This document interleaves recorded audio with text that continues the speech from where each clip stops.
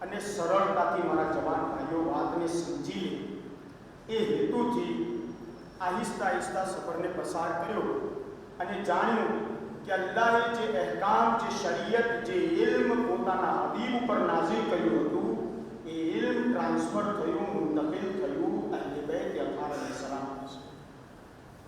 અને શરીયત 80 હિજરી સુધી ઓછું વધુ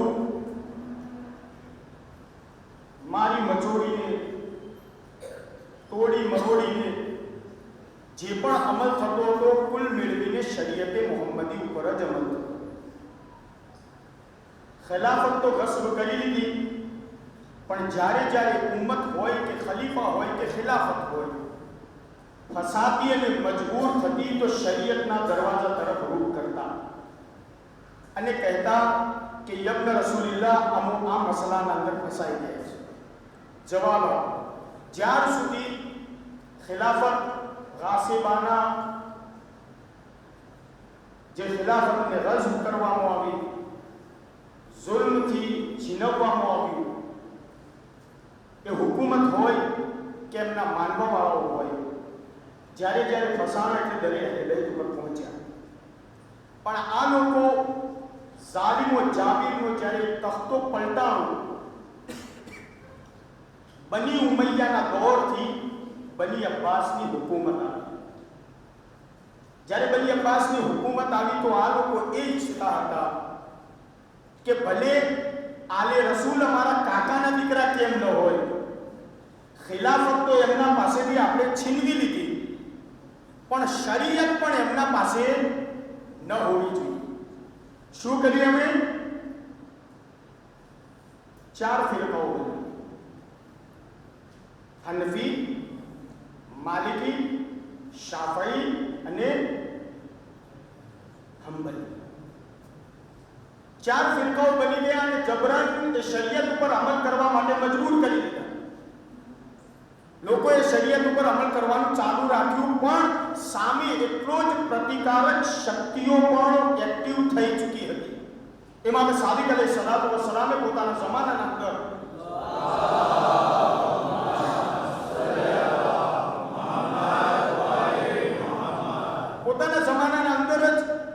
એટલા બધા શાગીર્દો અને પોતાની હાદીસો અને શરીયતને દુનિયાના ખૂણા સુધી પહોંચાડી દીધી.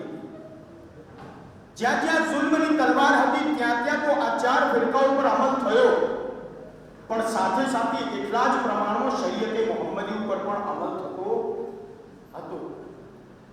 કાલે આપણા સુધી એ મંજિલ સુધી પહોંચ્યા હતા કે જ્યારે આ લોકો જોયું કે હવે ઇલ્મનો મુકાબલો કરવો પડશે તો ઇમામ રઝા અલૈહિસ્સલામને વારંવાર ક્યાં બોલાવતા?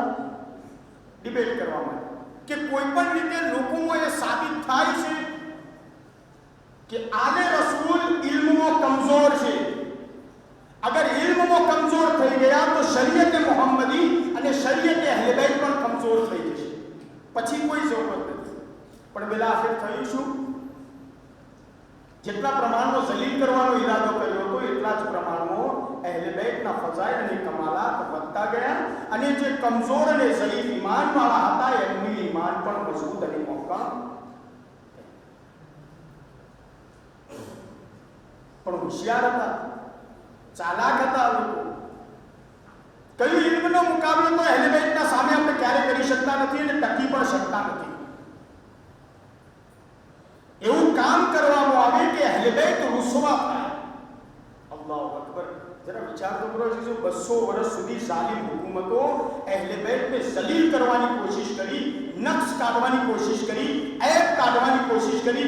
ઇતિહાસમાં જુઠ્ઠી એક હદીસ લાવીને મને બતાવો કે અહલે બેતમાં આ ऐब છે.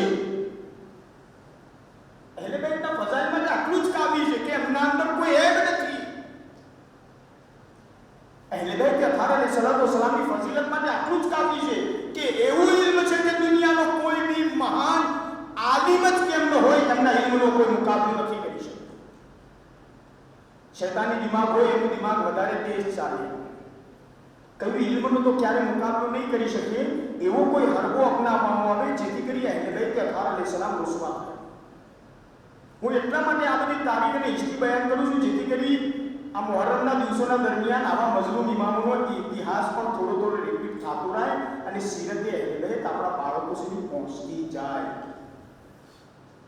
કે સિર્ફ ફઝાઇલ અને કમાલાતના સાથે સાથે ઉલુમે આલે મોહમ્મદને પણ બાળકો સુધી દૂધની જેમ એમના સીનાઓમાં પરિવર્તન કરવાનું. હશામ ઇબ્ન અબ્દુલ મલિક इमाम मोहम्मद बाकिर अलैहिस्सलाम वस्सलाम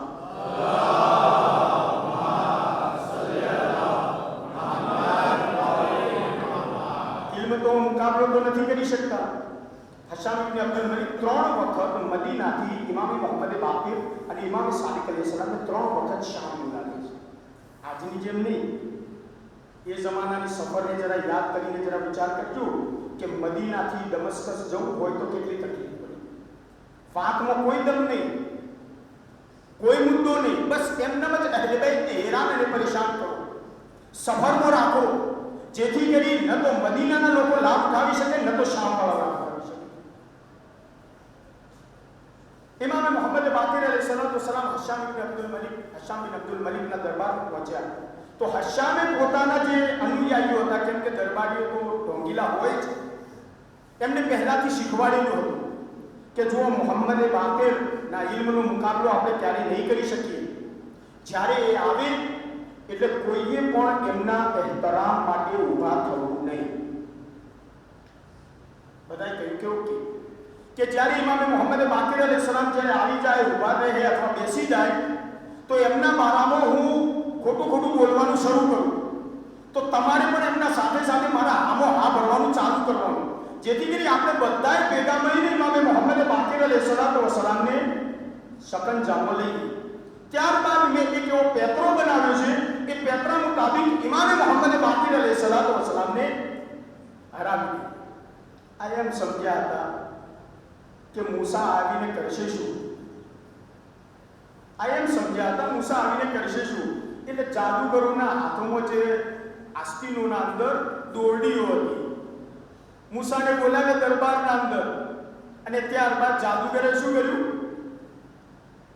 એના પહેલા કે પોતાની રસ્સી નાખે, જનાબે મૂસા અલૈહિસ્સલામે પોતાની લકડી નાખી. આટલું સમજાવું છું શા માટે, આનો જવાબ મળશે. લકડી નાખી, થયો શું, સાપ. અને જાદુગરે શું નાખ્યું, રસ્સીઓ નાખી. બધાને સાપ દેખાતો હતો પણ જાદુગર જાણતા હતા કે આપણામાં મૂસાના સામે ઊભા રહેવાની તાકાત નથી. આટલી વાત યાદ રાખજો. દરબાર કોનો હતો, ફિરૌનનો. હુજ્જતે ખુદાને ચેલેન્જ કરી રહ્યા છો.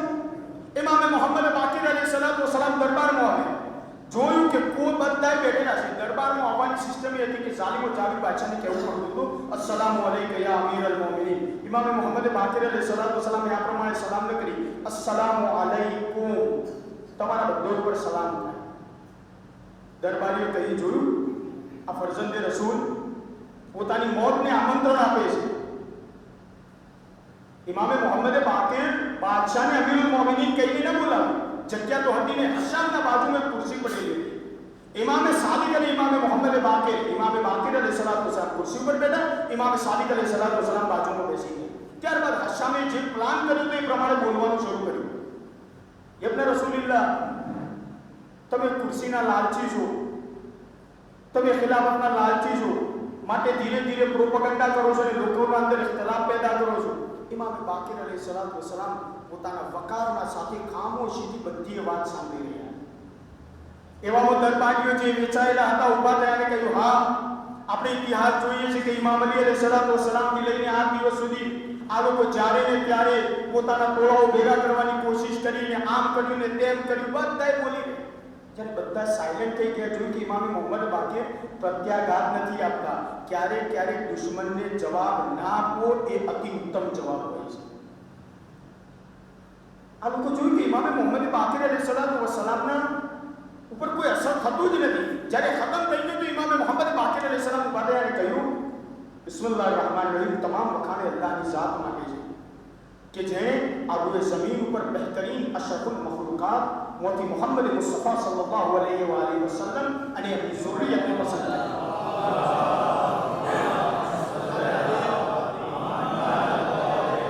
તમે એમ કહી રહ્યા છો કે અમુક ખિલાફતના સાચી છે અહેલે બૈત અતાર અલૈહિસ્સલામ ખિલાફતની મોહતાજ નથી, ખિલાફત અહેલે બૈતની મોહતાજ છે.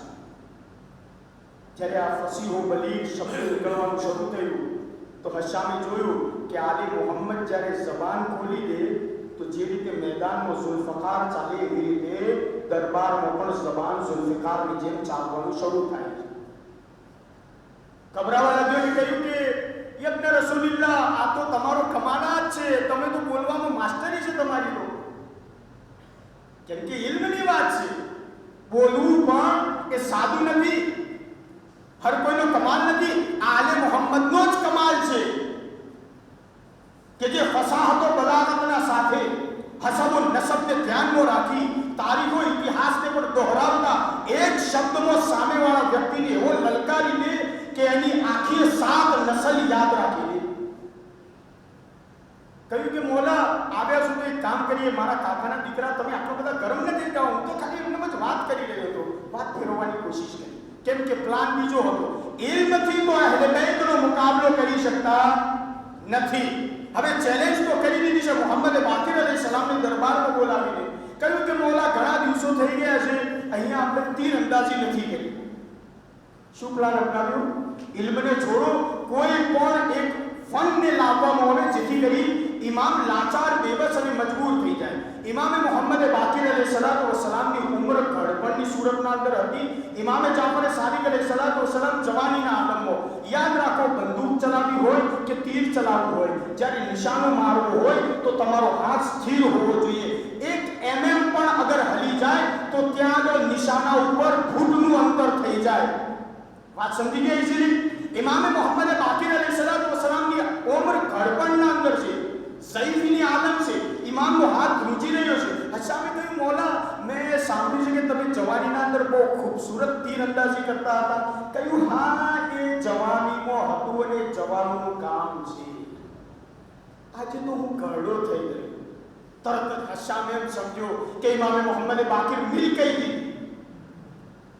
એમ સમજો કે ઇમામે મોહમ્મદ બાકિર અલૈહિસ્સલામે મિલ કહી દીધી. હવે ઇમામ કમાન નહીં ઉઠાવે. કઈ જોયું લોકો? આ લોકો એમ દાવો કરે છે કે અમો ગાડા હોઈએ યા ઘોડિયામાં હોઈએ, અમો ઇમામ છે એટલે ઇમામ જ છીએ. અત્યારે હું એક તીર ચલાવવાનું કહ્યું તો ઇમામે મોહમ્મદ બાકિર કહે છે કે મારા હાથ લડે છે. હજુ તો આ વાત ચાલુ હતી કે બાજુમાં રાખેલી કમાન ઇમામે મોહમ્મદ બાકિર અલૈહિસ્સલામ ઉઠાવી. નિશાના લગાવવાવાળાને કહ્યું કે નિશાનો સામે ચીંધીને રાખ. જ્યારે નિશાનનું તાબડું એટલે પ્લેટ લગાવી દેવામાં આવી, ઇમામે મોહમ્મદ બાકિર અલૈહિસ્સલામ જે થેલી હતી એના અંદરથી એક તીર ઉઠાવ્યું. પહેલું જે પોઈન્ટ હતો સેન્ટર પોઈન્ટ ઉપર જઈને એ તીર ચોંટી ગયું. ધ્યાનથી સાંભળજો. પહેલું તીર સેન્ટર પોઈન્ટ ઉપર જઈને ચોંટી ગયું. પાછળનો ભાગ વી શેપમાં હોય. બીજું તીર ઇમામે મોહમ્મદ બાકિર ઉપાડ્યું અને જે વી ભાગ હતો એના અંદરથી ચીરીને જે પહેલા તીરની પોઈન્ટ જે પોઈન્ટ ઉપર લાગેલું હતું એના ઉપર બીજું તીર જઈને લાગ્યું. એવી રીતે 7મું તીર પહેલું તીર જ્યાં લાગેલું હતું ત્યાં આવીને 7 તીરોને ફાડ્યું. એટલી લાંબી લાઈન લગાવી જાણે તીર નથી માર્યું, ફરજંદે રસૂલ નિશાના ઉપર ભાલો માર્યો હોય. વાત સમજ્યા કે નહીં સમજ્યા? દીધો હશામે કોશિશ કરી કે ઇલ્મથી નહીં પણ ફનથી ચેલેન્જ કરવામાં આવે. અરે ફરીવાર હું કહું છું, આ ફરજંદે રસૂલ છે. શું કામ ફિરૌનના દરબારમાં મૂસાને ચેલેન્જ આપ્યો છે? ત્યાં તો ગળેલો સાપ બહાર આવી જશે, પણ અહીંયા ગળેલો સાપ બહાર. સલાવત પડે મોહમ્મદ વ આલે મોહમ્મદ.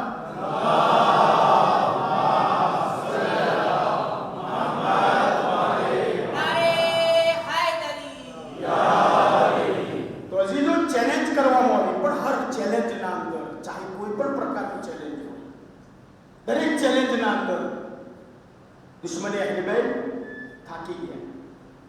હવે મારે આ દોહરાવવાની જરૂરત નથી કે ઇમામ રઝા અલૈહિસ્સલામ સુપરા ઉપર બેઠેલા અને જાદુગરો રોટીઓ ખાવાનું શરૂ કર્યું.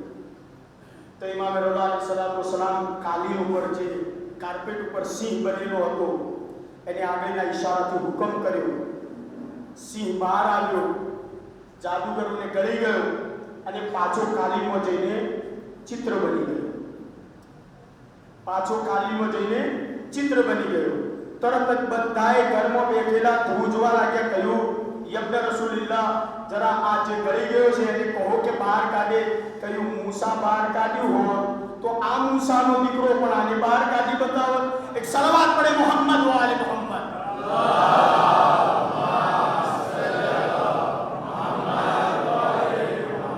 હવે તૈયાર થઈ ગયા છો મારી વાતને સાંભળવા માટે.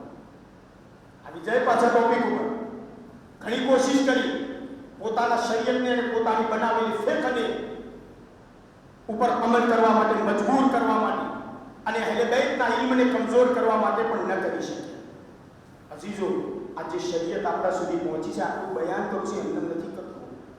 જે શરીયત પહોંચી છે એ શરીયત આપણા સુધી પહોંચવા માટે જનાબ સૈયદ અલી શિકસ્તા પહેલુનો કુરબાની આપી છે. જે શરીયત અને અહેકામ આપણા સુધી પહોંચ્યા છે એના માટે ઇમામ અલી અલૈહિસ્સલાતુ વસ્સલામે પોતાના સરે મુબારક પર ઝરબત કરી. જે શરીયત આપણા સુધી પહોંચી એ શરીયત એમને જ નથી પહોંચી. ઇમામ હસન મુસ્તફા અલૈહિસ્સલાતુ વસ્સલામ થાળના અંદર કાંચાના ટુકડા જોયા છે. આપણા સુધી જે શરીયત પહોંચી છે એમને નથી પહોંચી. ઇમામે મઝલૂમે કરબલાએ આટલી મોટી ભયંકર કુરબાનીઓ આપી. જે એક દિવસના અંદર કુરબાની આપી એ કુરબાનીઓ પર આપણે 10 દિવસ પણ રડી શકતા નથી.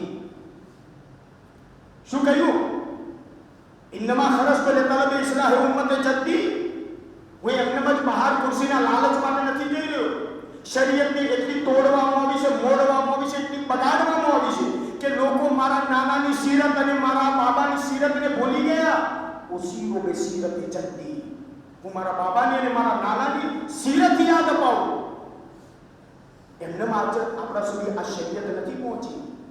જેના માટે ઇમામ મુહમ્મદ બાકિર અને ઇમામ સાદિક અલૈહિસ્સલામે ગુરબતના દિવસો કાઢ્યા છે. એમને આપણા સુધી આ શરીયત નથી પહોંચી. ઇમામ મુસે કાદિમ અલૈહિસ્સલામ 14 વર્ષ સુધી આના માટે જેલમાં રહ્યા છે. એમને આપણા સુધી આ શરીયત નથી પહોંચી.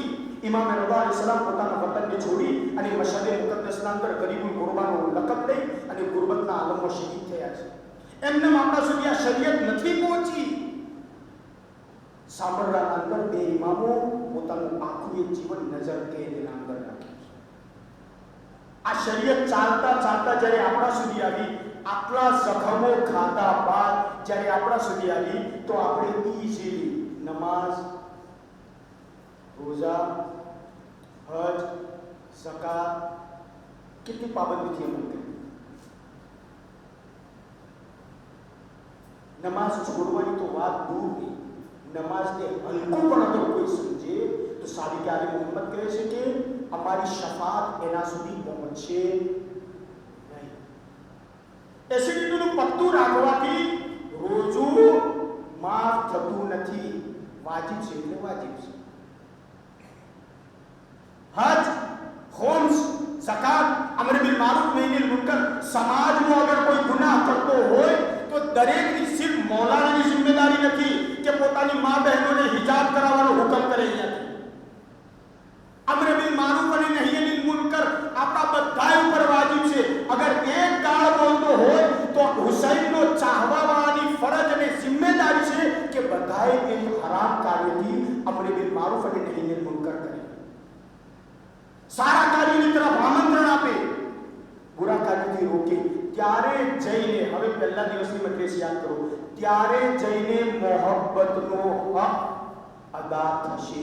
ખાલી સિર્ફ મુહર્રમના કાળા કપડાં પહેરી દેવાથી મુહર્રમનો હક અદા નહીં થાય. ખાલી સિર્ફ માતમની લાઈનમાં ઉભા રહેવાથી મુહર્રમનો હક અદા નહીં થાય. ગુનેગાર અને આસીને ખતાકાર છીએ. હકીકી અઝાદાર બનવું હોય તો અમલને પહેલા અપનાવવું પડશે. ખબર છે જીજો, 10 દિવસ સુધી આપણે જુલુસ બહાર કેમ નથી કાઢતા? ખબર છે 10 દિવસ સુધી આપણે જુલુસને બહાર નથી કાઢતા અને 10મા દિવસે જુલુસ બહાર કાઢીએ છીએ. 10 દિવસ સુધી આપણે પોતાની ઇસ્લાહ કરીએ છીએ, આપણા સમાજની ઇસ્લાહ કરીએ છીએ, આપણા પોતાની તરબિયત કરીએ છીએ, આપણા ઘરની તરબિયત કરીએ છીએ, આપણા સમાજની તરબિયત કરીએ. જ્યારે એક અઝાદાર મુકમ્મલ અઝાદાર થઈ જાય એના બાદ ઇમામ હુસૈન અલૈહિસ્સલાતુ વસ્સલામનો મિશનને લઈને બહાર નીકળે છે કે જુઓ, ફક્ત અમારા કાળા કપડા નહીં, અમારા કિરદાર અને અમલથી ઇમામ હુસૈનને ઓળખો.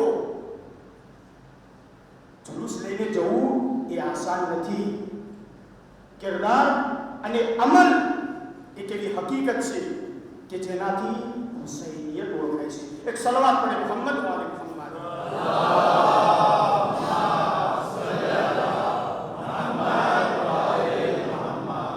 તો હજી હવે પાછા મોજું પર આવીએ, કારણ કે પેલો ખુશીનો મોજું તો બીજો ગમનો મોજું તો બધા સાયલેન્ટ થઈ ગયા, ચહેરા ઉતરી ગયા, ક્યાંથી ક્યાં ફરી ગયા. ના ગભરાવ નહીં, દરેક વસ્તુ આવશે થોડી થોડી, કારણ કે આ સુફરે અહેલે બેત છે. સુફરે અહેલે બેત ઉપર મારી જે ઐબ હશે ઐબ ખૂટીને બહાર આવશે, જેની ઇસ્લાહ કરવાની છે. વાત એ હતી કે શરીયત મોહમ્મદી ચાલતી હતી, એક તરફ બીજી શરીયત પણ ચાલુ કરી બનાવવામાં આવી. એના ફકીહો, એમના મુજતહિદો, એમના મરજાઓ બન્યા, જેમાં અબુ મુસા અશરી, કાઝી શુરૈ, આવા કેટલાય એવા હતા કે જે મુનાફિકતના ચહેરાઓ ઇસ્લામનો લિબાસ પહેરીને આવી ગયા હતા અને કાઝીઉલ કુઝાત બનીને ફતવાઓ આપતા હતા. પણ સામે સામે ઇબ્ન અબ્બાસ હોય, હબીબ ઇબ્ન મઝાહિર હોય, હાજી ઇબ્ન ઉરવા હોય, ઝુરારા હોય, આબાદ ઇબ્ન તગલીબ હોય, આ બધાય સહાબીઓ પણ સાથે સાથે શરીયત અહેલ બેતને લઈને ચાલતા હતા. આ સિલસિલો ચાલતા ચાલતા 11મા ઇમામનો વખત ખતમ થયો. 255 થી 260 હિજરીમાં 11મા ઇમામનો શહાદત થઈ. 5 વર્ષની ઉંમરે ઇમામે ઝમાને ચલો પાવતા કર્યો છે.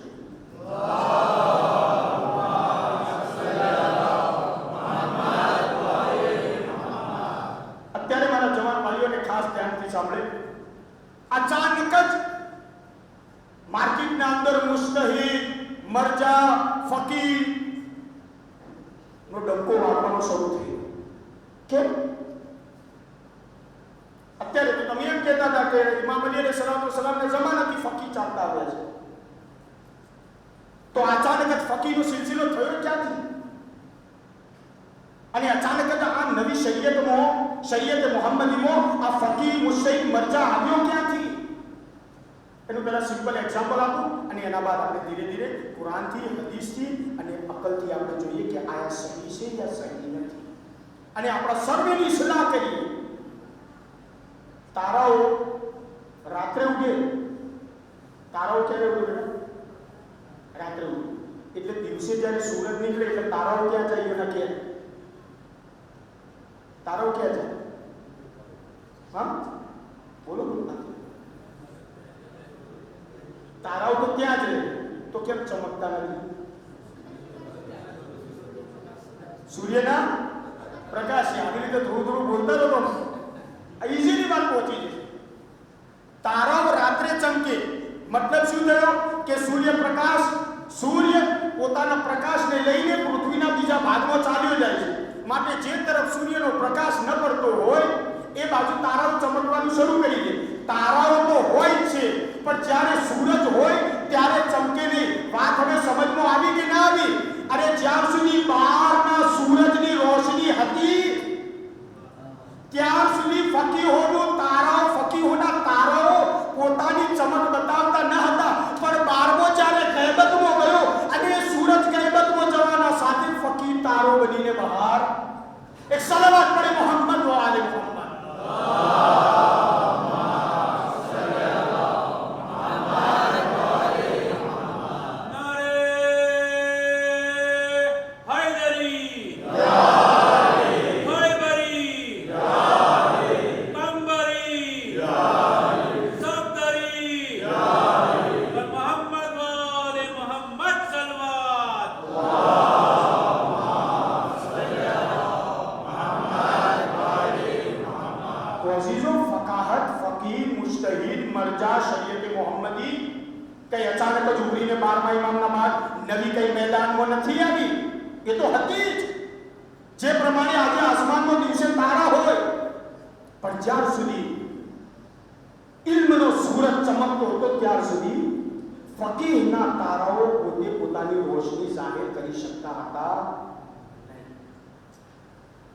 હવે પ્રશ્ન એ છે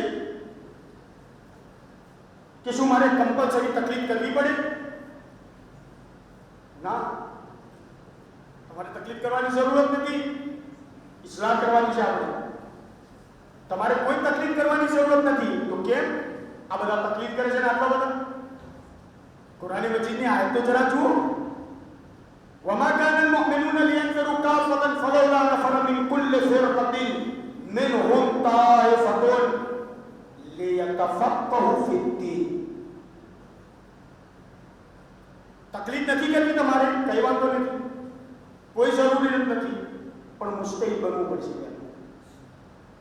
પહેલા એ શીખવું પડશે કે કુરાન મજીદ, સુન્નતે રસૂલ, અકલના પ્રમાણે અને ઇજમાના પ્રમાણે અલ્લાહ મને આજના સમયમાં મને શું જિમ્મેદારી આપી છે એ અગર હું કુરાનથી, હદીસથી, એના બાદ અકલથી અને ઇજમાથી અગર હું સમજી શકતો તો તમારા ઉપર તકલીફ કરવી હરામ છે. વાત સમજી ગયા? છે આપણે મુસ્તહિદ છે આપણે ગયા માંડ તો મદ્રેસાની અંદર કુરાન પૂરી કરી હોય, જ્યાં અરબીની પહેલી આયત અથવા બીજી આયત અથવા સ્ટાર્ટિંગમાં આપણે કુરાન ખાનીમાં બેસીએ તો જ્યારે પઢવાનો વારો આવે એટલે સ્ટાર્ટિંગમાં તો અલીફ લામ મીમ એ પહેલા તો 5-10 પેજ તો એટલા સ્પીડથી કડકડાટ ચાલે ને કે જેના અંદર કોઈ ભૂલ ના પડે. પણ જ્યારે પહેલો પારો ક્રોસ થાય ને બીજો પારો ત્રીજો પારો આવે ને એટલે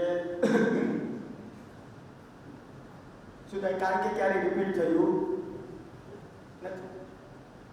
જે કુરાન પઢવામાં ઇન્સાનને આટલી બધી ભૂલ પડતી હોય તો કુરાનને સમજવામાં શું કરવું પડશે? કુરાન મજીદ આગળ વધીને કહ્યું તમે મુસ્તહિદ નથી તો કઈ વાંધો નહીં,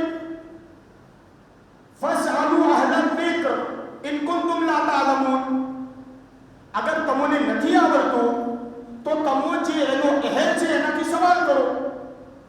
હવે તમે એનો અહેલ કોણ છે? મરજા, ફકી, મુજતહિદ. એનાથી તમે સવાલ કરો કે અલ્લાહે મને કહ્યું છે કે નમાઝ પઢો, તો સવારે મારે ક્યારે પઢવાની નમાઝ, ક્યારે પઢવાની, કેટલી પઢવાની, કેવી રીતે પઢવાની, તો એ તમને મરજા કહેશે. મરજા, મુજતહિદ, ફકી પોતાના ખિસ્સાનું અથવા પોતાના દિલની વાત નથી કહેતો. ક્યાંથી કહે છે? કુરાન યા હદીસે રસૂલ યા હદીસે અહલે બેત ખાન અલૈહિ સલાતુ વસ્સલામ. એક સલાત પઢે મોહમ્મદ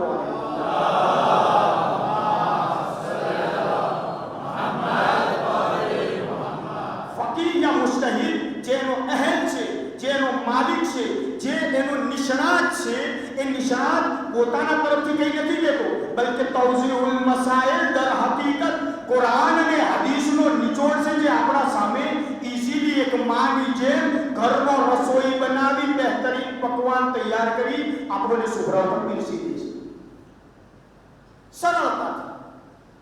અત્યાર સુધી તો શરીયતે મોહમ્મદી ઇમામે જમાના સુધી કેટલી ઠોકરો અને કેટલી કુરબાની ખાધી, પણ હવે એ પણ જોશું કે ગૈબતના અંદર ગૈબતમાં ઇમામના ગયા બાદથી લઈને અત્યાર સુધી આ શરીયતમાં કેટલી ઠોકરો ખાધી છે.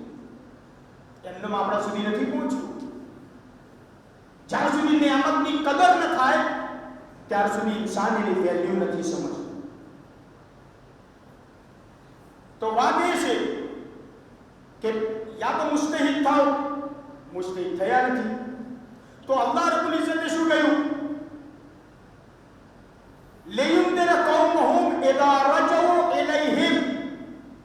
એ જે ભણીને આવ્યો એ પોતાના કૌમો પાછો આવે અને આવ્યા બાદ લોકોને જે દીનની સમજણ પેદા થઈ છે એ લોકો સુધી પહોંચાડે, જેથી કરી અલ્લાહથી ડરે, શૈતાન જેવા દુશ્મનને ઓળખે, વસવસે શૈતાનીથી બચી નાફરમાની ઇલાહીથી બચે અને ઇતાઅતે ઇલાહીમાં મશગુલ થઈ. તો અલ્લાહ રબ્બુલ ઇઝ્ઝતે કુરાન મજીદમાં સાફ સાફ કહી દીધું, ફસઅલુ અહલલ ઝિક્ર. સવાલ કરો જે એનો હેડ છે, એનો માલિક છે. અગર તમે નથી જાણતા એક સિમ્પલી લોજિક આપી દો જેથી કરી થોડો વાતાવરણ તૈયાર થઈ જાય. એક સલાહ પડે મોહમ્મદ વાલે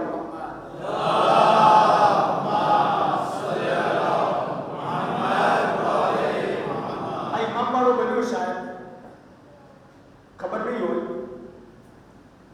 4 નૂરની બુનિયાદ હતી, જેમને આપણે દેશી ભાષામાં કે ગેડાના નામ ઉપર 4 નૂરા હતા. જોઈ લેજો ત્યાં.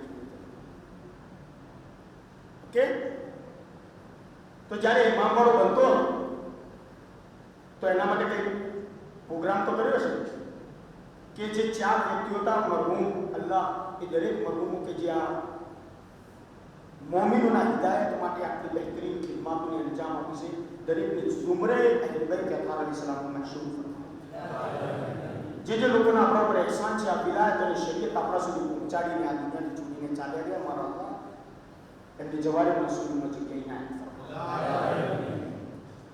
એમને તો આ ઇમામ વાળો નહીં બન્યો વહેલા અત્યારે આપણે સિસ્ટમ એસી ના કર્યા ઉપરના માળે સ્ત્રીઓ માટે કર્યું બહેનો માટે કર્યું અત્યારે તાબૂત સજાવવો હતો તો અંડરગ્રાઉન્ડ મારા ખ્યાલથી બનાવેલું છે આ બધી સિસ્ટમ છે કે નહીં જમવાની ડેગો ઉપર જમાડવું હોય તો બહાર લિફ્ટનું સિસ્ટમ બનાવ્યું આ બધું એમનેમ થયું આપણે આ ઇમામ વાળાનું નહીં ચલો પોતપોતાના ઘેરે ચાલો ઘર બનાવવું છે તો એક કામ કરીએ આપણે ચોપડાના અંદરથી વચ્ચેનું પત્તું પિનના અંદરથી કાઢી અને ડ્રોઈંગ બનાવવાનું શરૂ કરીએ આપણે સ્કેન ઉપાડી અને ડ્રોઈંગ બનાવવાનું શરૂ કરીએ જ્યાં મને સીધી લીટી દોરતા નથી આવડતું એ શું ડ્રોઈંગ કરશે કેટલા બાય કેટલાનું પહેલાં તો મારે એ જાણવું પડશે કે મારી જગ્યા કેટલા બાય કેટલી છે એમાં પણ સેન્ટ્રલ લાઇનથી મારે કેટલા સુધીનું કન્સ્ટ્રક્શન કરવાનું છે એટલા સુધી નહીં કે મારો પ્લોટ જેટલો છે એટલો નહીં ભોગવટો અલગ વસ્તુ છે સેન્ટ્રલ લાઇન અલગ વસ્તુ છે જ્યાં બાંધકામ કરવાનું હોય ભાઈ આપણે હોલ બનાવવાનું છે 2 BHK બનાવવાનું છે અહીંયા હોલ અહીંયા હશે સીડી અહીંયા આવશે પગથિયા અહીંયા આવશે છે આપણા અંદર કેપેસિટી એટલી કે આપણે આ ડ્રોઈંગ કરી શકીએ ચાલો માની લો કે ડ્રોઈંગ કરી પણ લીધું બનાવવાનું શરૂ પણ કર્યું ઇન્સાફથી મને આટલા બધા બેઠા છો ઇન્સાફથી બતાવો કે એ ઘર ઊભું થશે જે ઇન્સાન પોતે સ્કેલ સીધી રાખીને દોરી પણ ન શકતો હોય એના નકશા ઉપર ઘર ઊભું થશે ઘર ઉભડ્યું થાય પણ પ્લાનિંગ વાળું ભૂલ વગરનું ક્યારે પણ નકશા વગર બને નહીં એન્જિનિયરને બોલાવ્યું એન્જિનિયર આવ્યો ને કહ્યું અચ્છા આટલાનો પ્લોટ છે તમારો ઓકે 2-4 દિવસ લીધા તમારી રિક્વાયરમેન્ટ શું કહ્યું બસ રિક્વાયરમેન્ટ કંઈ નહીં અગર મોહરમનો દિવસ આવે તો મારે આખો હોલ જોઈએ કે કમસે કમ મલ્ટીશ કરી શકું એક 2 BHK 2 બેડરૂમ કાઢી નાખો એક અટેચ બેડરૂમ હોય અને એક સિમ્પલ હોય એક કોમન બાથરૂમ રાખજો કે હોલમાં અગર કોઈ આવીને બેસે તો એને વોશરૂમ જવું હોય ને આ બધું ટોટલી આપણે બધું બતાવી દઈએ નવા મોડર્ન ટાઈપનું હોવું જોઈએ નીચે પગથિયા હોવું જોઈએ ઉપર આ હોવું જોઈએ પેલું હોવું જોઈએ એટલે એ સાંભળીને ગયો ને ત્યારબાદ જઈને નકશો ડ્રોઈંગ કરીને લઈ આવ્યો કહ્યું કે આ ડ્રોઈંગ કરેલો નકશો કહ્યું કે મેં તમને જે રિક્વાયરમેન્ટ આપી એ પ્રમાણે કહ્યું કે ના જુઓ તમે એ પ્રમાણે કરશો તો આનું આમ થશે એનું આમ કરશો તો આનું આમ થશે આનું આમ કરશો તો આનું આમ બેટર એ છે કે હું તમામ ડ્રોઈંગના બાદ આ ડ્રોઈંગના નતીજા ઉપર પહોંચું છું કે તમારા માટે બહેતરીન ડ્રોઈંગ આવ્યું છે મને જપ નથી કહ્યું કે આપણે એક વખત ઘર બનાવવાનું છે તો થોડી વારંવાર બનાવવાનું બીજા એન્જિનિયર પાસે અને બીજા એન્જિનિયરે કહ્યું કે ભાઈ જરા નકશો બનાવી નાખજો એટલે એને પણ નકશો બનાવી નાખ્યો પણ એને શું કર્યું જ્યાં હોલ હતો ત્યાં મારો બેડરૂમ બનાવી દીધો અને જ્યાં બેડરૂમ હતું ત્યાં કિચન બનાવી દીધું અને 2 રૂમ અલગ કરીને વચ્ચે હોલ કાઢી દીધો મેં એને પૂછ્યું કે ભાઈ આ રીતના કેમ કર્યું કહ્યું કે આમ કરવાથી શું ફાયદો થશે કે અગર કોઈને આમ જવું હોય તો આમ પણ જઈ શકે ને આમ જવું તો આમ પણ જઈ શકે કે એની દલીલ આપીને કહી કે આ વાત પણ સાચી ના આ 2 મને ત્રીજા એન્જિનિયર પાસે તો એને કહ્યું કે એક કામ કરો નીચે આખો હોલ રાખો બેડરૂમ 2 ઉપર લઈ જાઓ આપણે ઘર ન બનાવવાનું હોય આ તો ખાલી તમારે ઊંઘ ઉડે એટલા માટે નકશા બનાવવાનું એક સવાલ આપણે મોહમ્મદ વાલે મોહમ્મદ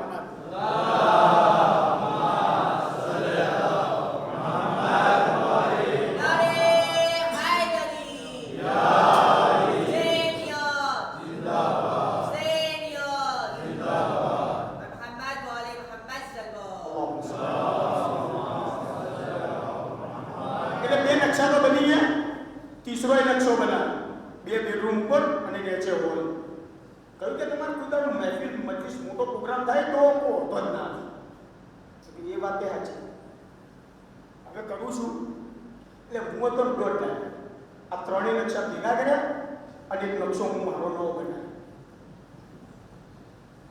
સમજી ગયા વાતને ઇઝીલી આ મુસ્તહિલ આ જ રીતે હોય છે જ્યારે આપણું મકાન એક ભણેલા ગણેલા એન્જિનિયર વગર ઊભું નથી થઈ શકતું, એ જ રીતે ભણેલા ગણેલા ફકીહ વગર આપણી શરીયત ક્યારે પણ ઊભી નથી થઈ શકતી. એની જરૂરત પડશે.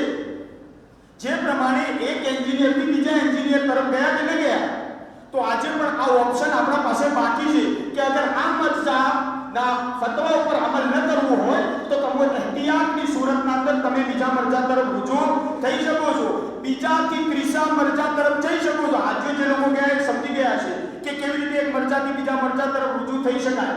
પણ એ નથી કહેલું કે અગર 3 મરજામાં ગયા બાદ ગુજવાળું થાય તો તમે એક ચોથો નો ફતો પોતાનો કાઢી દેજો.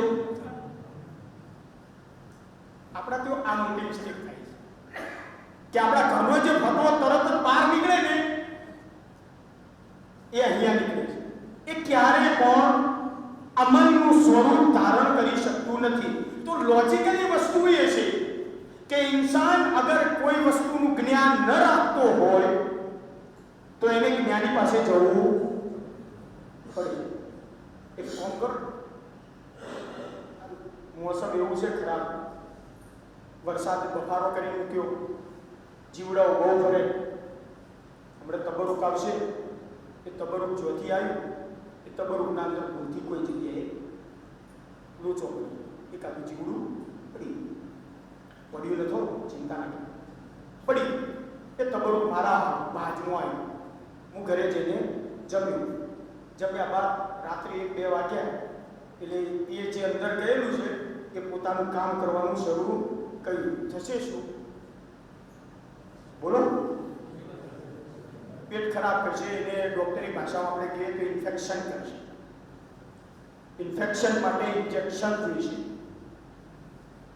એટલે મેં તો સીધો ઉભો થયો છું કે પેટમાં કોઈ ગોટાળો છે એટલે સીધો પાછળ ગયો અને પાછળ જઈ અને મારા ડબ્બાના અંદર ઘરના જે ફતવા પડ્યા હતા ને દવાઓના જે ફતવા પહેલેથી મારા પાન પડેલા હતા ડબ્બામાં એ કાઢ્યા. જોયું કે આ તો પેરાસિટામોલ, આ સેટ્રાઝીન છે, આ સાયક્લોકોમ છે. સાયક્લોકોમ ચાલે કે ન ચાલે? ઓલું છો સાયક્લોકોમ પેટનો દુખાવાની દવા. ભાઈ પેટ દુખે ત્યારે ગળવી, પણ હવે મને પેટમાં દુખે છે કે ઇન્ફેક્શન થયું છે કે ગોટાળો ભરે છે, ત્યાં આગળ બીજી ગોળી પડેલી DSR, ત્યાં આગળ બીજી ગોળી પડેલી ઓફ્લોક્સાસિન, જુલાબ બંધ કરવાની. હવે આ બધી ગોળીઓ બધી ગળું ગઈ. લાઈન ખરીદી મૂકી ન દીધી મેં, લાઈન ખરીદી મૂકી ન દીધી. હવે ભૂલથી અત્યારે મારા સાથે કેસ થયેલો એ જ વાત કરી રહ્યો છું. પથરીની ગોળી ગઈ બંને ખુદા, સહી ગોળી ગઈ, સાચી ગોળી ગઈ, બધું એ સહી હતું, પણ ખાલી એનાથી ભૂલ એટલું થઈ ગયું કે ભૂખ્યા પેટે ગોળી ગઈ. શું થાય?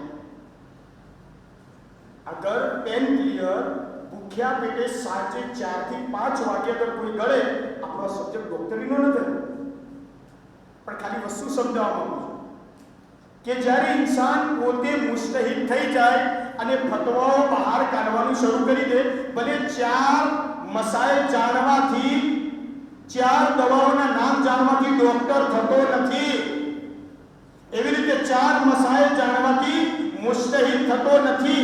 હંમેશા યાદ રાખો, જ્યારે પણ શરીયતની જરૂરત પડે ત્યારે પોતાના મરજા, પોતાના ફકીહ, પોતાના મુસ્તહિદની તરફ રુજુ થાઓ. મહેરબાની કરીને જાતે ફકીહ અને મુસ્તહિદ બનવાની કોશિશ ન કરો. શું કર્યું? ગોળી ગળી દીધી. 3 કલાક સુધી ડિહાઇડ્રેશન થવાના કારણે એ બંને ખુદા એટલો પસ્તાવો, એવો તડપે કે પથરીનો દુખાવો અને બીજી બાજુ ભૂખ્યા પેટે પેન ક્લિયર થાય. શું? ચક્કર આવવા લાગ્યા, આંખે અંધારા આવવા લાગ્યા. આહિસ્તા 2 કલાક પછી પાવર ઉતર્યો, એના બહાર ઠેકાણે પડ્યા. કહ્યું કે ભાઈ એના કરતા હું આ ભૂખ્યા પેટે ગોળી ગળી ન હોત તો વધારે સારું. તો મેં તરત જ સાયલેન્ટલી જવાબ આપ્યો, તમોને દોડાયા થવાનું કહ્યું તું કોણે? હવે ભોગવો. વાત હજી તો સમજમાં આવી ગઈ ને. હવે થશે શું? બીજા દિવસે સવાર પડશે એટલે ક્યાં જઈશું? ભાઈ ગળો ને તમારા રવડાના અંદર ડબ્બુ પડી એનાથી ગોળીઓ ગળે તો ખબર પડી કે એનાથી ફરક પડતો. ભલે સાયક્લોકોમે મારા પાસે પડેલી છે, ઓફ્લોક્સાસિન પણ પડેલી છે, DSR પણ પડેલી છે, પણ એનાથી ફરક પડતો નથી જ્યાર સુધી એના નિષ્ણાત પાસે ગયો નહીં અને અને એ નિષ્ણાતે મારી જાંચ કરી, મારું ચેકઅપ કર્યું, તો એના બાદ એને બીમારીને તશખ્ખુસ કર્યું અને જાણ્યું કે આ બાઈને શું પ્રોબ્લેમ થયો છે. તો એ જ પ્રમાણે એના નિયમિત ડોઝ પ્રમાણે મને દવા આપી. પહેલો ડોઝ લીધો, તરત જ મને પેટનો દુખાવો બંધ. અરે આ તો ગોળી મારા ઘેરે પડી હતી, તો લઈને લીધી. નિષ્ણાત વગર અકલમંદીનો તકાજો છે. નિષ્ણાત વગર જ્યારે પણ ઇન્સાનને ખૂબ હાડમાં દુખે ક્યાં જાય? ભલે ગેસનું દુખતું હોય, પહેલો જ ટેબલ ઉપર સૂઈ રહેલો હોય વ્યક્તિ, બાયપાસ સર્જરી ચાલુ હોય, જો કે એને તો આખું જનરલ એનેસ્થેસિયા આપવામાં આવે છે, પણ માની લો કે જાગતો હોય, આ થોડું ઘણું આ ડોક્ટરીનું જ્ઞાન ધરાવતો હોય અને એ એમ કે ડોક્ટર સાહેબ પેલી નસ કાપું છે, કોઈથી કોઈ જોઈન્ટ કરજો, તો એને શું કહેવાય? આ પરિસ્થિતિ એક આલિમ ફકીહ શરીયતના જાણનાર અને એની સૂઝબૂઝ ધરાવનારના સામે રજૂ થવું એ અકલના તકાજા પ્રમાણે તકલીફ કહેવાય. આજે ડોક્ટર પાસે જાઓ છો એ ડોક્ટરીની તકલીફ, એન્જિનિયર પાસે જાઓ છો એન્જિનિયરની તકલીફ, અગર સિવિલ એન્જિનિયર પાસે ગયા તો સિવિલ એન્જિનિયરની તકલીફ, કડિયા પાસે ગયા તો કડિયાની તકલીફ, જમવામાં રેસ્ટોરન્ટમાં ગયા તો એની તકલીફ. દુનિયાના હર કામમાં તકલીફ જાય અને શરીયતના હુકમની વાત આવે ત્યાં આગળ તકલીફ જાય નથી. આઈને જોઈ લઈએ તકલીફ આવી ક્યાંથી. ચલો આપણે હુકમ દો.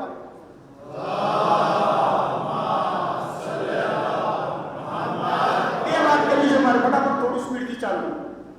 तो कुरान मजीद को कह दीदू तफक्को फी दीन करो, दीन को सूझबूझ लो. मुश्किल तो नहीं बनी सकता, तो फसलु अहल जिक्र, तो अहले जिक्र ना तरफ रुजू થાઓ. જેનો નિષ્ણાત છે એની તરફ રૂજુ થાઓ, એને સવાલ પૂછો, એ તમને જવાબ આપશે.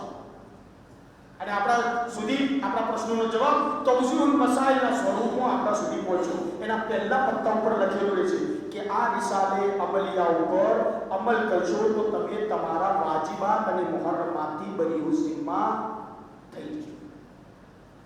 કેમ કે હું જેટલું સમજો છું, કેમ કે એ નિષ્ણાતનું કામ એ છે કે પહેલા ઇસ્તંબાત કરે અને ઇસ્તંબાતના બાદ ઇસ્તદલાલ કરે. હવે તમે કહેશો આ નવું લાયા. ઇસ્તંબાત એટલે શું? ઘઉંના અંદર પોટચી પડી હોય, હોનાની, આપણે તિજોરીમાં નથી રાખી, ઘઉંના અંદર નથી હોનાની પોટચી, બિસ્કિટ, એના ઉપર ધોળ કપડું વેઠી અને આપણે ઘઉંના અંદર વખતે નોખી દીધું. હવે હાથ કાઢી અને હું ઘઉંના અંદર નાખું અને એ પોટચીને બહાર કાઢું. હવે પોટચીઓ બે હતી, એક બાબાની દવાઈ હતી અને એકના અંદર બિસ્કિટ હતી. ઘઉંના અંદર હાથ નાખીને હું પોટચી ગાતી, એને કહેવાય ઇસ્તંબાત. કુરાનની આયતના અંદર, કુરાન મજીદના અંદર, અહાદીસ રસૂલ અને અહાદીસ અહલે બેતના અંદર અગર એક મુસ્તહિદ ડૂબકી મારી હુકમે ઇલાહીને બહાર કાઢે, એનું નામ ઇસ્તંબાત. વાત સમજ્યા? તો ઇસ્તદલાલ શું? બસ આપણો નોર્મલ ફરક છે. હવે પોટચી બહાર કાઢ્યા બાદ એ ઇન્સાન દલીલ આપે કે હું જ્યારે સોનાની બિસ્કિટને બાંધતો હતો તો એના ઉપર મેં લાલ કલરની રિબિન બાંધી હતી, માટે આ પોટચી જ હોનાના બિસ્કિટની પોટચી. એને શું કહેવાય? ઇસ્તદલાલ. પોટચી બહાર કાઢવું એ ઇસ્તંબાત, અને બહાર કાઢ્યા બાદ એ પોટચી એની છે એના માટે દલીલ રજૂ કરવી, એને શું કહેવાય? ઇસ્તદલાલ. મુસ્તહિદ કુરાન મજીદ અને હદીસના બાદ અહેકામ ઇલાહીને બહાર કાઢે, ઇસ્તંબાત કરે અને તેના બાદ એ દલીલ રાખે કે અલ્લાહે તમારા ઉપર આર્યો જ હુકમ વાજિબ કર્યો છે, આના સિવાય બીજો કોઈ હુકમ છે નહીં. એક સલવાત પડે મોહમ્મદ વ આલે મોહમ્મદ.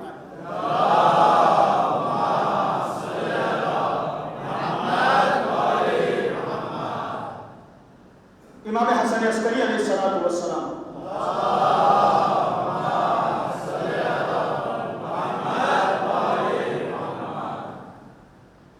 फमन काना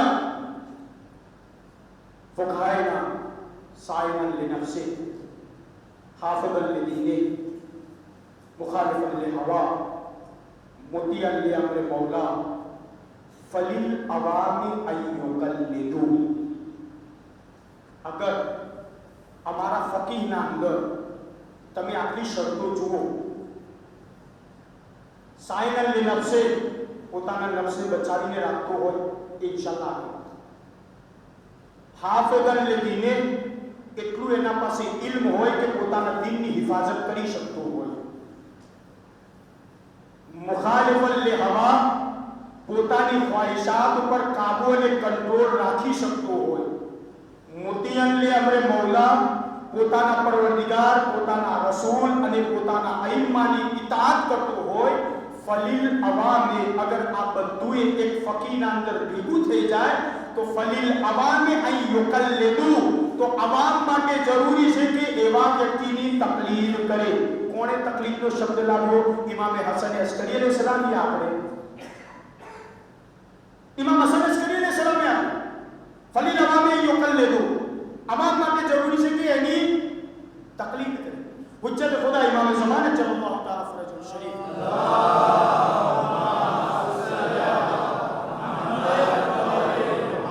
જ્યારે ગૈબતના છેલ્લા સમયમાં પસાર થઈ રહ્યા હતા તો એ સમયે તૌકી મુબારક બહાર આવી. સવાલ પૂછવામાં આવ્યો તો તૌકીના અંદર જવાબ આપ્યો. ઇન્શાઅલ્લાહ મુફસ્સલ કાલે બયાન કરીશ. જવાબમાં ઇમામ ઝમાન સલ્લલ્લાહુ તઆલા ફરજુલ શરીફ ઇરશાદ ફરમાવ્યું અમ્મલ હવાદિસુલ વાक़િઅતુ ફરજુ ફીહા ઇલા રુવાતિ હદીફિના. જ્યારે તમને કોઈ પ્રશ્ન સામે ઉભો થઈ આવે ફરજુ રુજુ થજો. રુજુ થવાની જગ્યાને શું કહેવાય? મરજા. રુજુ થજો રુવાતિ અહાદીથના અમારી જે હદીસોને નકલ કરી છે એના તરફ રજૂ થજો. કેમ? ફઇન્નહુ હુજ્જતી અલૈકુમ કેમ કે એ અમારા તરફથી તમારા માટે હુજ્જત છે. વ અના હુજ્જતુલ્લાહી અલૈહિમ અને હું એમના ઉપર અલ્લાહના તરફથી હુજ્જત છું.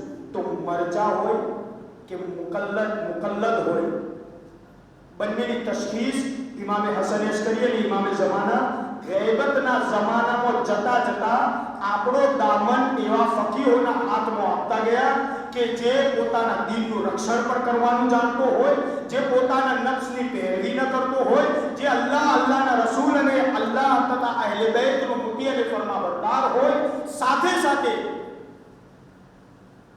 પોતાના નફ્સ ને બચાવતા એને આવડતું હોય. એટલું જ નહીં, હદીસોની નકલ કરવામાં ઇમામે ઝમાને ઇરશાદ ફરમાવ્યું કે જ્યારે જ્યારે આ લોકો નકલ કરે તો તમારા માટે હુજ્જત છે કે તમે એના તરફ રુજુ થાઓ.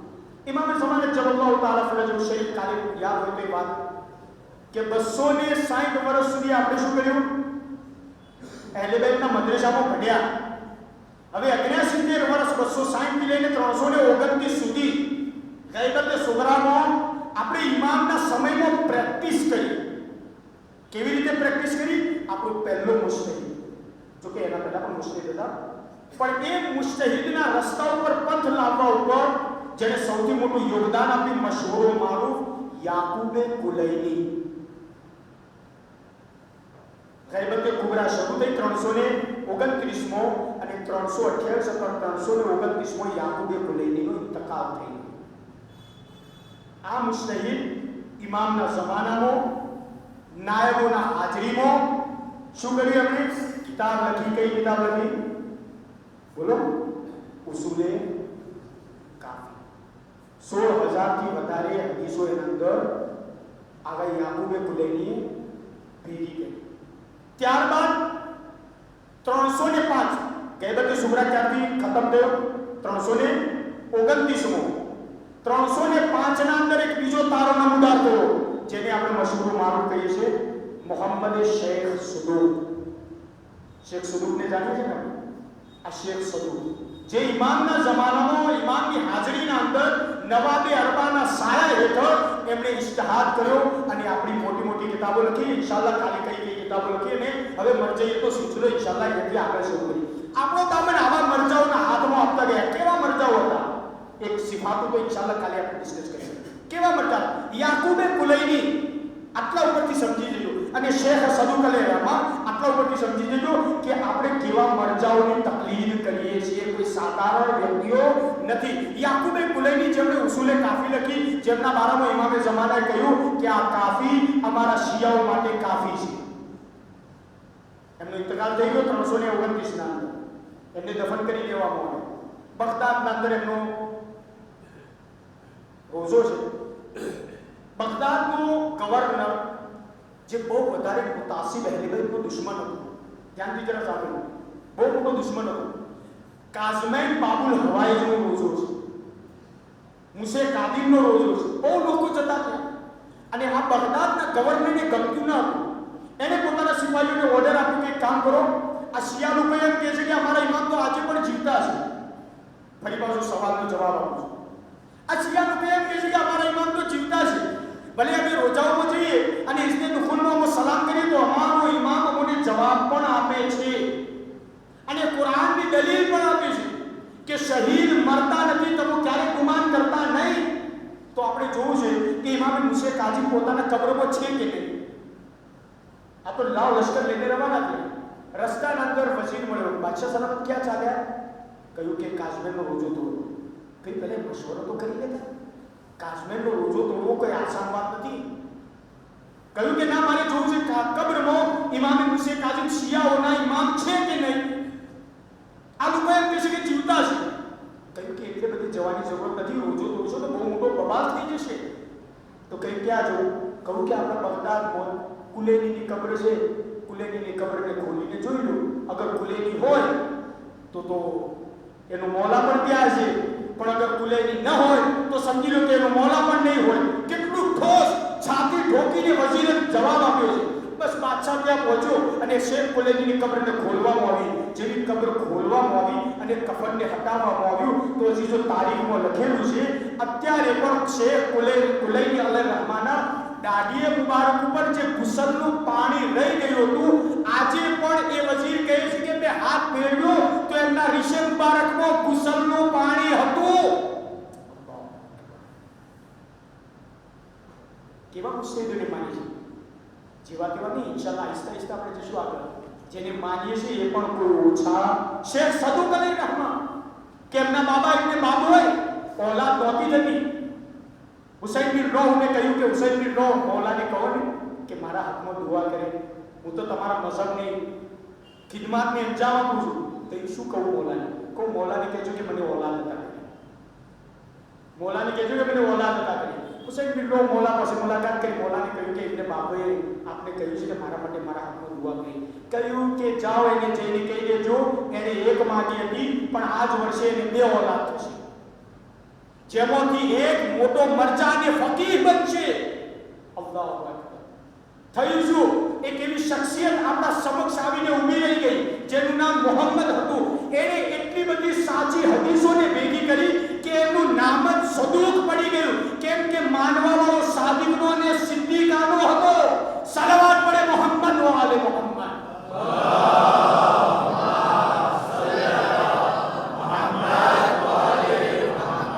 જ્યારે આ સફિયાના ટાઈમ આવ્યો અને એમની કબ્રને મુબારકને ખોલવામાં આવી તો લખેલું છે કે એમના હાથ ઉપર મહેંદીનો રંગ એવો ને એવો બાકી હતો.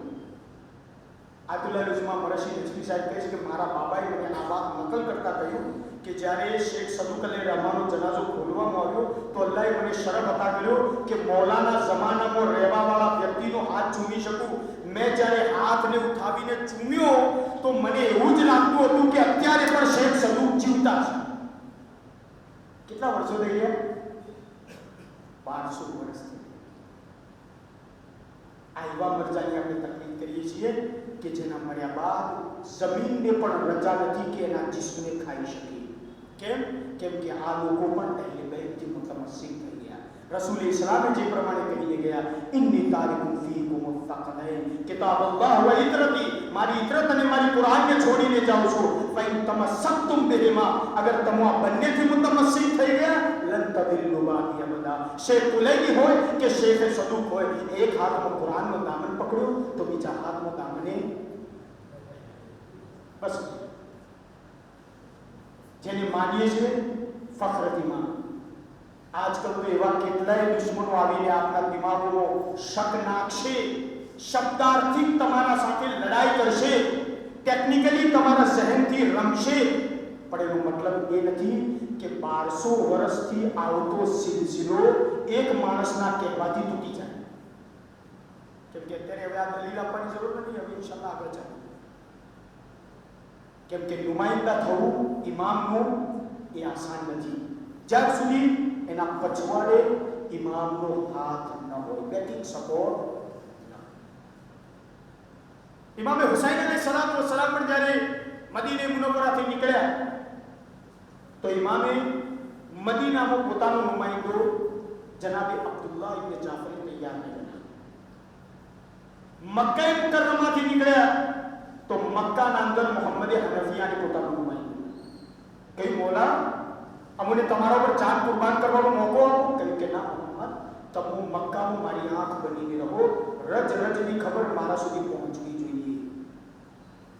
ઇમામે હુસૈન અલૈહિસ્સલામ મક્કે મુકર્રમાથી બહાર નીકળી રહ્યા હતા કે કાશી આવ્યો.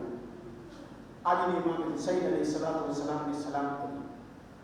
કહ્યું કે બોલ ભાઈ શું હતું? કહ્યું કે મોલા હું મદીનાથી આવ્યો છું. કહ્યું હુકમ? કહ્યું કે અબ્દુલ્લાહ ઇબ્ન જાફર તૈયાર આપના માટે પત્ર અને અમાનત મોકલી છે. ઇમામ હુસૈન અલૈહિસ્સલામે પત્રને ખોલ્યો. જનાબે અબ્દુલ્લાહ પત્રને જોયું તો વાંચવાનું શરૂ કર્યું. આંખમાં આંસુ આવી ગયા. કહ્યું કે મોલા હું તમને સફરથી રોકતો નથી, પણ મોલા આપ જે સફરની તરફ આગળ વધી રહ્યા છો એમાં મોત આપનો ઇંતજાર કરી રહી છે. આકા અગર એવો સમય આવી પડે તો હું મારી અમાનત ઔન અને મોહમ્મદને આપના હવાલે કરું છું. જ્યારે ત્યારે એ મોત માટે રજા માંગે તો એની મારા તરફથી રજા અને મારી શહેજાદી ઝૈનબને કહેજો કે ઔન તમારા તરફથી કુરબાન કરજો અને મોહમ્મદને મારા તરફથી કુરબાન કરજો. બસ હજી મેં વાત તમામ કરી.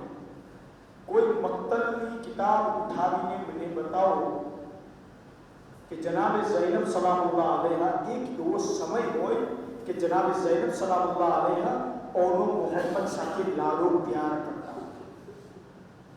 જ્યારે પણ બીબીઓએ કહ્યું કે શહેજાદી અરે ઓનો મોહમ્મદે ક્યારે પાસે બેસાડીને લાડ અને પ્યાર કરો, કહ્યું કે મારા પાસે જ્યારે મારો ભાઈ હુસૈન, મારી મા ફાતિમાની નિશાની હુસૈન હોય તો કેવી રીતે હું મારા લાલ ઓનો મોહમ્મદને રમાડી શકું? કોઈ દિવસ અજીજો એક મક્તલમાં એક જગ્યા એવી મળે છે કે જે સમય જનાબે ઝૈનબ ઓનો મોહમ્મદને લાડો પ્યાર કરી રહ્યા. એ કઈ રાત? શબે આશુરાની રાત કે જ્યાં જનાબે ઝૈનબ સલામુલ્લાહ અલૈહા ઓનો મોહમ્મદને પોતાના સાધુ પર સર રખાવ્યા અને આહિસ્તા આહિસ્તા માથામાં હાથ ફેરવતા કહ્યું કે ના ઓનો મોહમ્મદ, યાદ રાખજો કાલે એવું ન થાય તમારા પહેલા અલી અકબર શહીદ થઈ જાય. એ બેટા ઓનો મોહમ્મદ, યાદ રાખજો કાલે એવું ન થાય કે કાસિમ તમારા પહેલા શહીદ થઈ જાય. બેટા જ્યારે શહાદતનો મેદાન ગર્મ થઈ જાય તો એ ઓનો મોહમ્મદ, યાદ રાખજો કાલે તમારી માને તમારી દાદી ફાતિમાના સામે સુરખરૂ થવાનો મોકો આપજો. એ બેટા ઓનો મોહમ્મદ, જ્યારે જંગ માટે રવાના થાઓ અને લડતા લડતા નહેરે ફુરાત ઉપર કબજો કરી લો અને તમારા સામે પાણી હોય તો બેટા ઓનો મોહમ્મદ, પાણીની તરફ હાથ ન વધારતા ખૈમામાં નાના નાના બાળકો છે. એ બેટા ઓનો મોહમ્મદ, જાઓ તમને મારા મોલા હુસૈન ઉપર સદકો કર્યો. એના બાદ ઓનો મોહમ્મદ ક્યારે માના ખૈમામાં નથી ગયા. સુબહ આશુર નમૂદાર થઈ ગઈ. લો અજીજો, વારંવાર એક એક સહાબી મેદાને કરબલામાં જતો. ઇમામે હુસૈન અલૈહિસ્સલામ એ શહીદ થયેલા સહાબીને ગંજે શહીદામાં લાવીને રાખી દેતા હતા તો ઓનો મોહમ્મદ જતા અને કહેતા કે મામા અમને મરવાની રજા આપો. તો ઇમામે હુસૈન અલૈહિસ્સલામ બંને બાળકોને પાછા મોકલી દેતા હતા. બસ અજીજો એટલા સુધી કે અલી અકબરની પણ લાશ આવી ગઈ. હાજીજો ઓનો મોહમ્મદ ખૈમાના પછવાડે બેસીને ઝારો કતાર રડતા હતા. અચાનક મામાના પાસેથી પાછા આવતા હતા કે જનાબે ઝૈનબની નજર ઓનો મોહમ્મદ ઉપર પડી. કહ્યું બેટા ઓનો મોહમ્મદ, જરા મારી પાસે આવો. ઓનો મોહમ્મદ પાસે આવ્યા. કહ્યું બોલો માદરજાન. કહ્યું બેટા તમને ખબર નથી, મેં રાત્રે તમને વસિયત કરી હતી એવું ન થાય કે અલી અકબર તમારા પહેલા શહીદ થઈ જાય. એ બેટા ઓનો મોહમ્મદ, શા માટે શહીદ થવા માટે જતા નથી? કહ્યું બુબી અમ્મા, સવારથી અમે મામાની સેવા બોલીએ છીએ પણ મામા અમને પાછા ફેરવી દે છે. એ બેટા ઓનો મોહમ્મદ, હજુ તમારી ઉંમર નથી કે દુશ્મનોના જખ્મને બર્દાશ્ત કરી શકો. બસ હજી તો જનાબે ઝૈનબ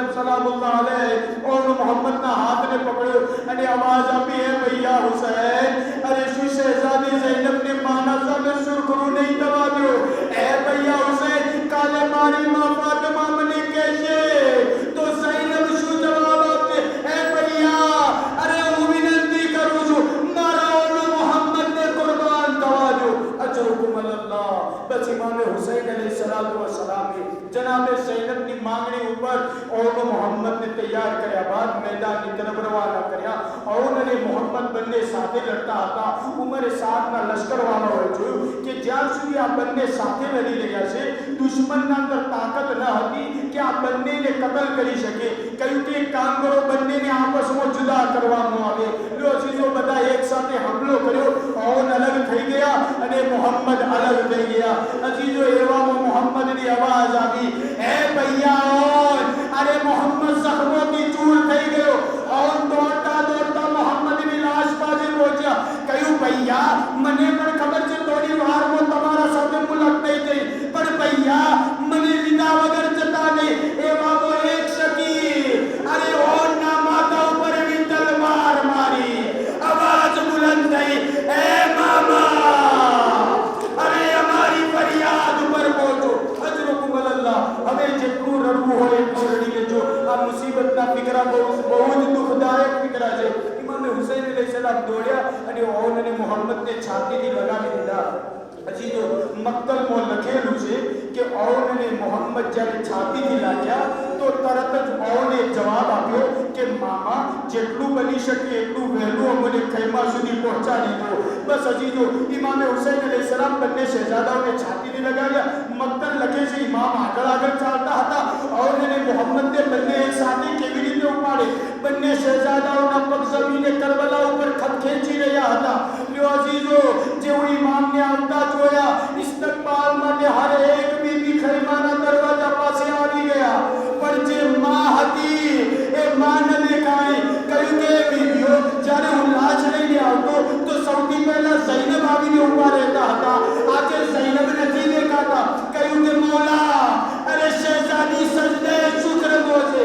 બસ અજીજો ઓને મોહમ્મદની લાશને ખૈમામાં રાખી ઓને આહિસ્તાથી આવાજ આપી, હે માદરજાન અરે આપે મને કહ્યું હતું એ ઓનો મોહમ્મદ મારા દૂધને હલાલ કરજો। એ માદરજાન આયા તમો મારાથી રાજી થયા કે ન થયા? આવો ઓનો મોહમ્મદનો તાબો, એ શહેજાદી ઝૈનબ અરે ઓનો મોહમ્મદનો પુરસો પેશ કરીએ છીએ।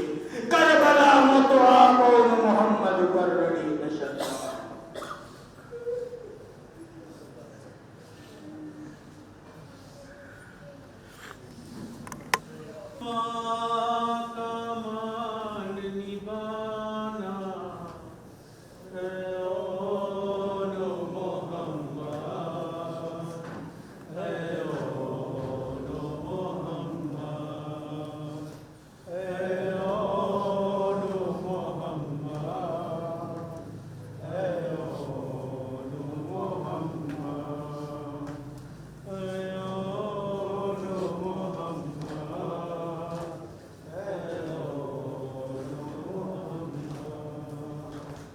शबीर का तुम सदका हो अब गए में बेटा,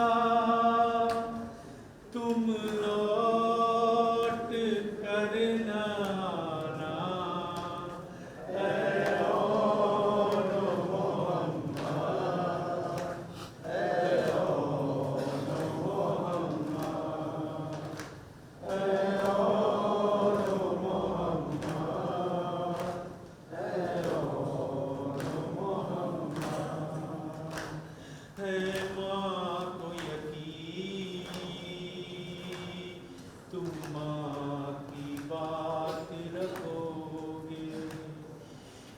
याद रहे खैमों में प्यासे बच्चे, दरिया पे अगर जाना हो सहरोज के प्यासो, तुम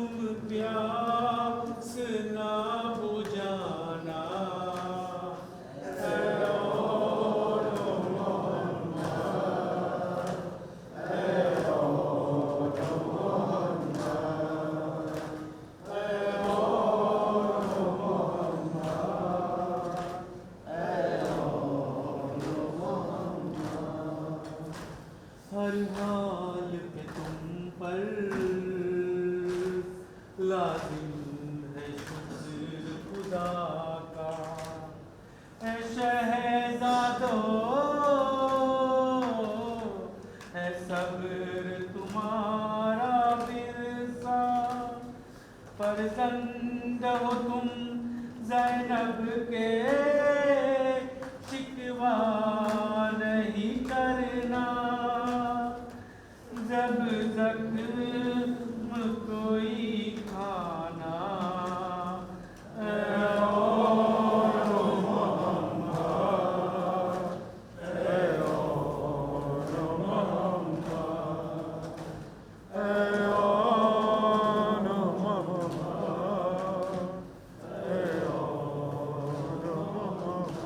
अजरुकुम अल्लाह। खुदा आपने ज़ैनब सलामुल्लाह अलैहा ना बन्ने फर्जंद शबी आपा सामे छे। अजीजो ए बन्ने फर्जंद के जेनी मां પોતાની औलाद ઉપર રડી નથી। અજીજો કરબલાથી લઈને કૂફાથી લઈને શામ સુધી જ્યારે પણ રડવાનો વારો આવ્યો તો યા તો હુસૈન કરીમ ઉપર રડી, યા તો કડિયલ જવાન અલી અકબર ઉપર, યા તો કમર બની હાશિમ, યા તો કાસિમ ઉપર, પણ ક્યારે પોતાના લાલને યાદ કરીને નથી રડી। આવો ભેગા મળીને કહીએ શહેજાદી ઝૈનબ, અરે આપણે તો મોકો ન મળ્યો, પણ આજે અમો ગરીબ આપણા ચાહવાવાળા શબી હે ઓનો મોહમ્મદ બહાર કાઢી આજે પુરુષો પેશ કરીએ છીએ। એ શહેજાદી, અરે કાલે તો આપણા રડવા ઉપર પાબંદી હતી, આજે અમારા રડવા ઉપર પાબંદી નથી। શહેજાદી અમારો પુરુષો કબૂલ। જિંદાને શામમાં લૂંટાયેલો કાફલો પહોંચ્યો। અજીજો લૂંટાયેલો અસબાબ પર પરત આપવામાં આવ્યો। અજીજો એક પછી એક સરહાય મુકદ્દસ આવતા રહ્યા।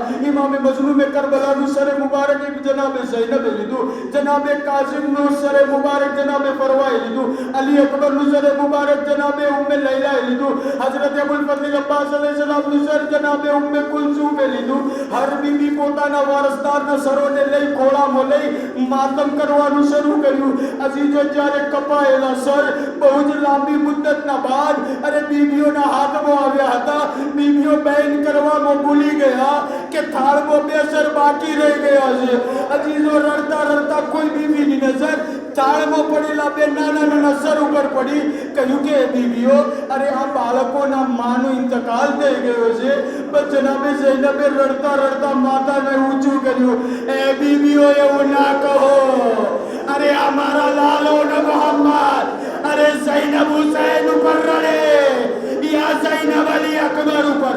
જનાબે ઝૈનબ શામમાં પણ ન રડ્યા, કરબલા પાછા આવ્યા તે છતાંય ન રડ્યા।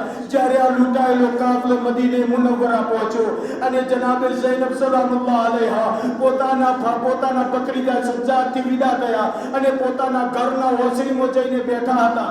જનાબે અબ્દુલ્લા આવ્યા। બસ અજીજો આટલી મુસીબત જહેમત તમામ। જનાબે અબ્દુલ્લા આવ્યા, જેવો દરવાજો ખોલ્યો અને ઓસરીમાં પ્રવેશ કર્યો તો શું જોયું? કોઈ બીબી બેઠા બેઠા રડી રહી હતી।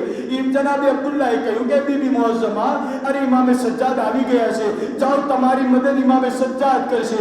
આ બીબીએ પોતાના માથાને ઊંચું કર્યું અને કહ્યું, અબ્દુલ્લા, અરે કરબલાથી કૂફા અને કૂફાથી શામ સુધી ઝૈનબને કોઈ ન ઓળખ્યું। એ અબ્દુલ્લા, તમે પણ મને ન ઓળખ્યા। કહ્યું, એ બીબી, અરે તમારા માથાના બાલ સફેદ, ચહેરાનો રંગ કાળો। બસ અજીજો સંભાળીને જનાબે ઝૈનબને ઘરમાં લઈ ગયા।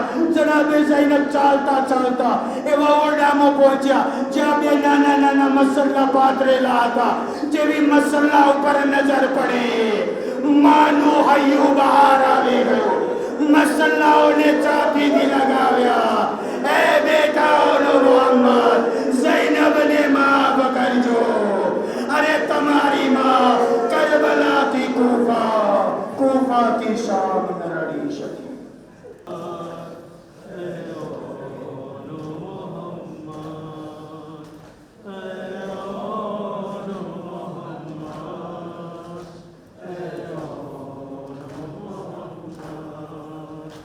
कब हम पे सितम करने के लिए आए हैं, ये बदलो हद के बदले के लिए आए हैं। लाजिम है रजज से पहले मैदान में तुम पर मदह अली सुनाना ऐ और मोहम्मद, ऐ और मोहम्मद, ऐ और मोहम्मद, ऐ और मोहम्मद। जब सांस तुम्हारी बचो खड़ने वाली, उस वक्त सिराने आएगी मादर मेरी। दिल की ये मेरी ख्वाहिश है, उस दम मेरी माँ से जख्मों को तुम छुपाना ऐ और मोहम्मद, ऐ और मोहम्मद, ऐ और मोहम्मद, ऐ और मोहम्मद। जब लाश उठाकर खैमे में लाए सरवर, जब लाश उठाकर खैमे में लाए सरवर, ज़ैनब ये बोली अश्कों को अपने छुपा कर, मैं भी न तुम्हें रोऊंगी और मेरे लिए भी आंसू न तुम बहाना ऐ और मोहम्मद, ऐ और मोहम्मद, ऐ और मोहम्मद, ऐ और मोहम्मद। ताज़ीम की खातिर क्यों उठते नहीं अब बेटा, ताज़ीम की खातिर क्यों उठते नहीं अब बेटा। देखो तो सिराने आए हैं मेरे भैया, जागो मेरे शहजादे